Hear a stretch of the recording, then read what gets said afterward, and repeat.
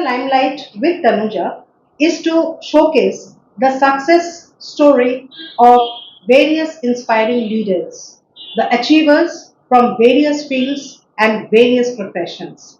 And these videos, this podcast that I'll be showing you today, it is mainly done with the motivation to showcase these videos as an inspiration to my students and to the various employees and mentees whom I train. Thank you for giving me a patient hearing. Stay tuned in the limelight with Tanuja. I welcome to the show In the Limelight with Tanuja. And today my guest of honor is Mr. Sam Mukherjee. Big round of applause for him. He is a celebrated author and a mentor. And he has flown all the way from Canada. He's currently in Kolkata and he has been kind enough to lend some of his hours for me to host him in today's show. So, Sam Mukherjee is a renowned author. About his background from childhood, I know you were with books because his father was a celebrated journalist and a writer himself, as well as a teacher. So, all through his childhood, what I believe, Sam, you have grown up with books, you have grown up with writings, and hence you have got this acumen of writing. So, what I know about you, and everyone knows that you have three novels in a That's right. row, That's right. Yeah. and the upcoming novel, I think it will be released in a month In or a two. month or two. In a Yes. month or Yes. two. So, I would like to know what has inspired you to become a novelist. So thank you, Tanuja, for having me here, and thank you to our audience. Thank you for having me. To answer your question about what inspires me to be a writer, I think it's primarily people. So people and events. And I'll give you an example. Years ago, I was a student in Australia. I lived in Melbourne, and when I used to go to my college, I would go on a train, and I would see this elderly woman sitting there, and we would just wave at each other. And a few days later, we kind of became friends. And I just sat next to her. We spoke, and I was curious. So she would ask me like, "Where are you going?" I said, "I would be going to college, obviously." And I would ask her, "Where are you going?" And the first day I asked her, she said that she was going to see her husband. So I didn't assume that her husband was in a hospital. A couple of days later, I found out that he was in the hospital, and he was in the hospital for 17 years. And what she told me the next day was that every day she finds a way to tell him a story, because and she didn't even really know whether he was receptive to her stories. But the fact that she could come up with an interesting story to tell him every single day was a tremendous source of inspiration. And I was thinking that, given the right impetus, anyone can come up with a great story to tell. And as you asked me this question, I kind of remembered her. I don't know if she's still around, but that kind of brings me to the point of being inspired by people, and events also inspire me a lot. I mean, when you read the news, or when you see something happening, in the news, that also is a great source of inspiration. So, but then the issue is sometimes you have to choose what you want to write, because it's like you're in a kitchen which is filled with amazing spices. You have every spice that you can think of, but you're going to make that one dish, right? So you're not going to be using all the spices for that one particular dish. So you just have to decide which ingredients would be best for that particular dish that you're going to make. So sometimes that becomes a little hard, because you have so many stories bursting inside of you, but you just want to, or have to, tell that one story at that point in time, right? So people and events, that's what inspired me. And thank you for introducing and answering my question so nicely. And incidentally, this particular podcast is all about inspiration. And these leaders in their own fields, they would be sharing stories which would inspire our audience in the future. So, going forward, I would like to know what kind of novels you usually write.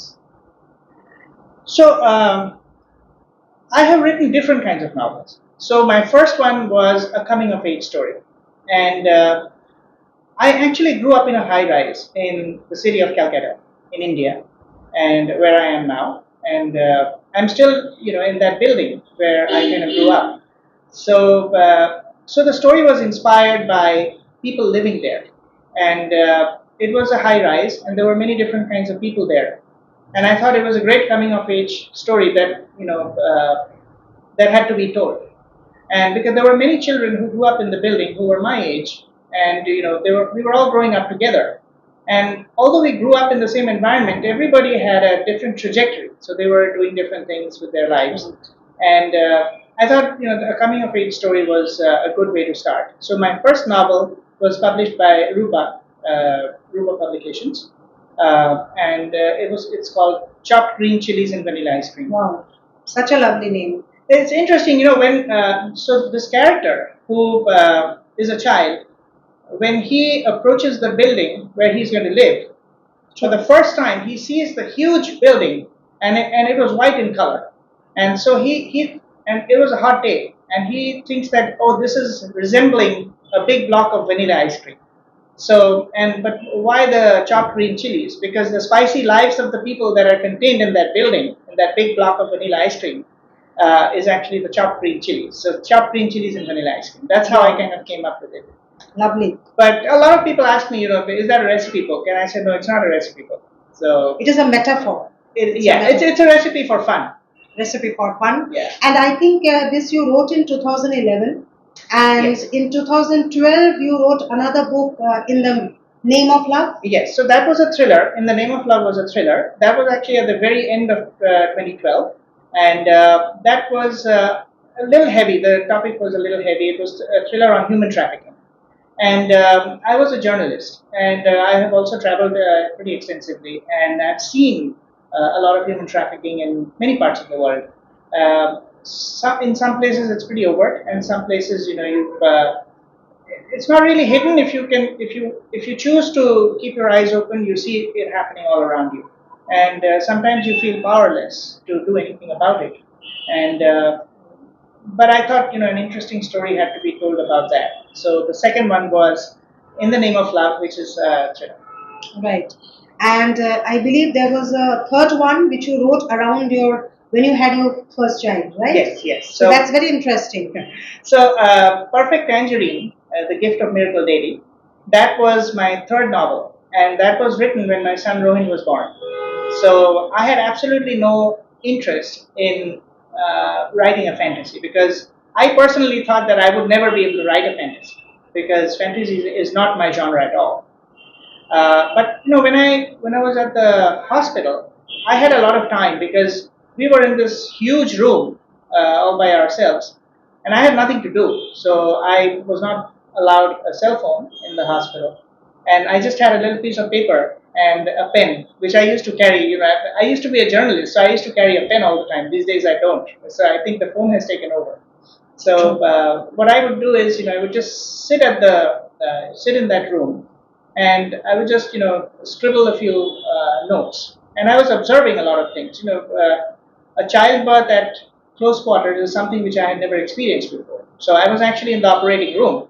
So that was a pretty unique experience for me. So I was absorbing a lot, and I was making notes. And a couple of days later, when we were allowed to go home, I realized that I had actually written the first chapter, in that piece of paper. Wow. So, which was surprising to me, because that was not the plan.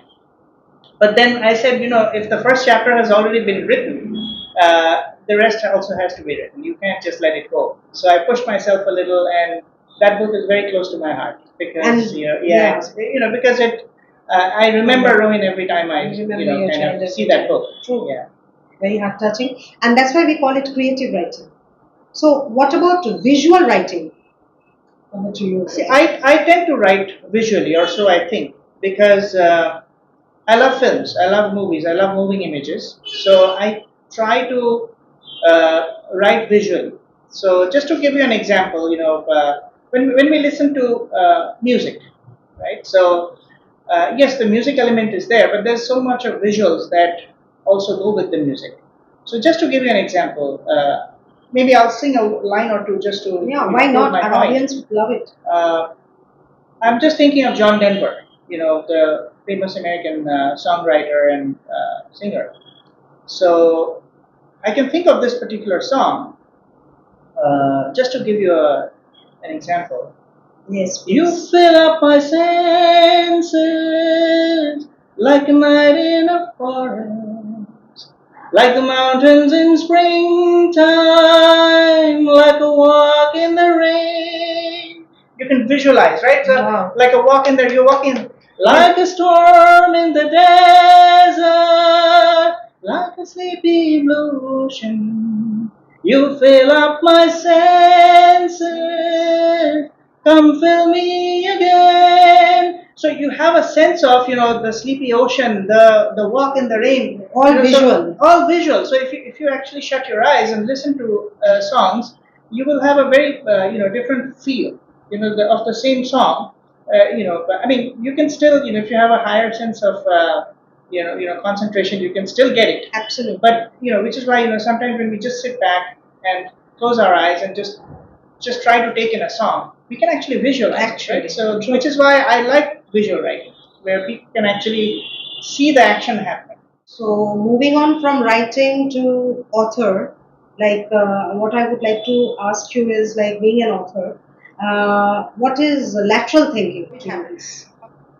So, lateral thinking is kind of interesting because, and I'll have to give you an example for that. So my mother is also an educator, and she we had a support staff for a short time, and she wasn't very receptive to learning anything.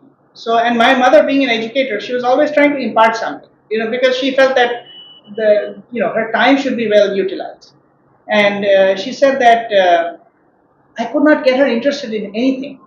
So finally, she decided that football is an easy thing to understand, the game of True. soccer. So she said, "All right, let's try soccer."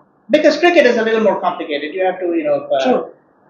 there are so many things to the game, right? Soccer is pretty simple. You just kick a ball around, and so she thought that the this particular person would take interest in it.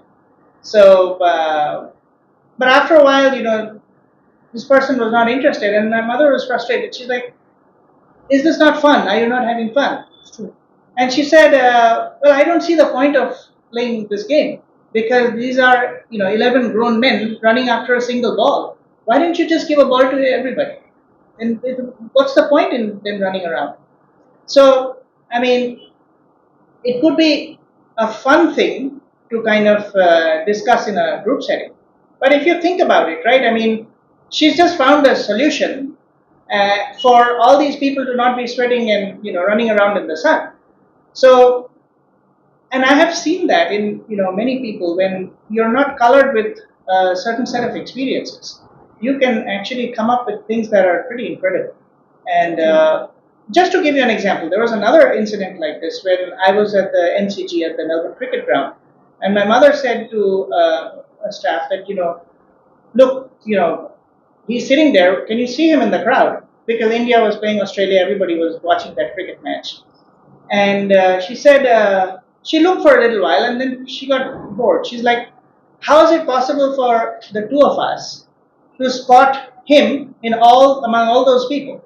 Isn't it easier for him to see us? We are just the two of us here." So the idea being that she obviously didn't understand technology, but you and I probably would not be able to think like that. Right. So I try to take those elements, because I talk to a lot of people who from different walks of life, and I try to understand how they are thinking, and all those elements kind of find their way into some book or the other, in some form or the other. That's great. So, Sam, it was great knowing you. It was great hearing to your success story. And thank you so much for spending this time with me and for coming to my show. Thank you for having me. Thank you. Thank you. Thank you.